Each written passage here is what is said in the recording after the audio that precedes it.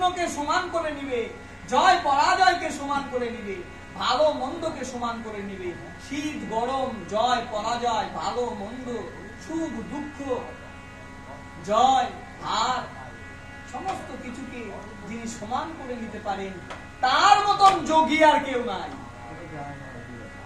এই সমস্ত যোগে যিনি সিদ্ধ হয়েছেন তিনি হচ্ছেন সবচেয়ে বড় যোগী। এবং এই সমস্ত যোগে সিদ্ধ হওয়ার জন্যই ভগবান গীতাতে বললেন, কি বললেন? যোগস্থ কুরু কর্মাণি সঙ্গম ত্বত্তা ধনঞ্জয় সিদ্ধা সিদ্ধা সমত্বা সমত্বং যোগ উচ্যতে। ভালো মন্দ, সিদ্ধি অসিদ্ধিতে সমান ভাবে থেকে কর্ম করে যাও। সুখ দুঃখ, মান অপমান, যশ অপযশ, সিদ্ধি অসিদ্ধি, জ্ঞান অজ্ঞান, পাপ পুণ্য, এগুলিকে সমান করে নাও। সুখ হলো একেবারে আনন্দে মেতেও যেও না, দুঃখ হলো একেবারে ভেঙেও পড়ো না। এই হচ্ছে যোগ। যিনি একে জীবনের সঙ্গে মিলিয়ে রাখতে পেরেছেন তিনি যোগী। তার চেয়ে বড় যোগী আর জগতে কেউ নাই। হে অর্জুন, তুমি এইভাবে যোগ করো।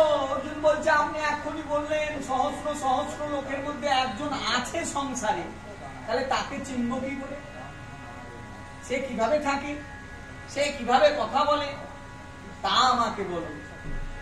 এই বলে তিনি ভগবানের কাছে প্রার্থনা করলেন, তাকে চিনব কি করে? সত্যি তো এই চাঁদ সূর্যের সংসার, চাঁদ সূর্য উঠছে, তাহলে নিশ্চয়ই এখনো দুই একজন রয়েছে সংসারে যিনি সৎ, যিনি আত্মজ্ঞানী, যিনি ব্রহ্মজ্ঞানী, যার সঙ্গে ভগবানের যোগাযোগ হয়েছে, সেই ভক্ত, সেই জ্ঞানী, সেই কর্মী এক একজন তো রয়েছে, নাহলে তো সংসার চলছে। অতএব তাকে চিনব কি করে তুমি আমায় বলো। কে বললো? অর্জুন বলল। কাকে? ভগবানকে। বলো তার লক্ষণ কি, সে কিভাবে থাকে, সে কিভাবে কথা বলে। ভগবান বললেন, উত্তম প্রশ্ন করেছো অর্জুন, আমি তোমাকে বলছি তার লক্ষণ কি, তুমি কি করে চিনবে সেই ব্যক্তি কিভাবে সংসারে থাকে, তা আমি বলছি।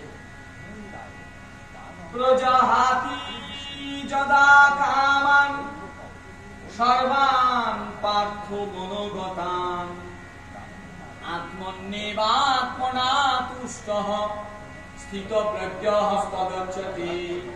যিনি সমস্ত কামনা বাসনা সম্পূর্ণরূপে ত্যাগ করে সংসারের মধ্যেই থাকেন, সংসারের সকল কর্মই করেন, কিন্তু সংসার তাকে বেঁধে রাখতে পারে না। সংসারে থেকে কেমন থাকেন? ওই কাদা মাছের মতো। কাদা মাছ যেমন কাদার মধ্যেই থাকে, কিন্তু কাদা তার গায়ে লাগে না, তদ্রূপ সেই স্থিতপ্রজ্ঞ আত্মজ্ঞানী ব্যক্তি তিনি সংসারের মধ্যেই থাকেন, সংসারের সকল কর্মই করেন।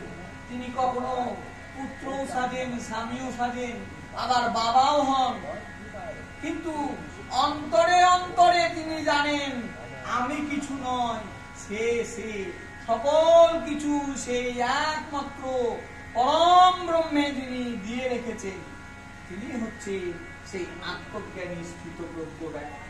এরূপ ব্যক্তির আর কি কি লক্ষণ আছে ভগবান বলছে সুন্দর। আমরা চিনব কি করে সেই আত্মজ্ঞানী, সেই যোগী পুরুষকে চিনব কি করে যিনি সংসারের মধ্যে আছেন? সাধু, তিনি তো সাধু, তার চরণটা আমি ধরি যদি, তার